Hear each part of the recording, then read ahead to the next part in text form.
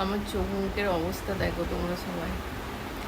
3:30 থেকে জেগে আছি। 3:30 সময় ওকে খাওয়ালাম, তারপর ভাবলাম হয়তো একটু ঘুমাবে। বাবা, বাবু সাহেব জেগেই আছেন সেই 3:30 থেকে।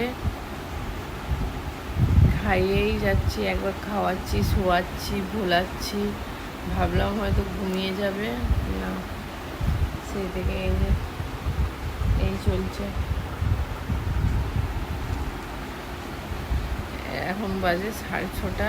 আর ঘুমানোর কোনো উপায় নাই। এ যদি একটুখানি ঘুমায়, এবার মেয়েকে তুলতে হবে, খাবার বানানো, টিফিন বানানো, একটু স্কুল পাঠাতে হবে, তারপর সারাটা দিন চলতে থাকবে।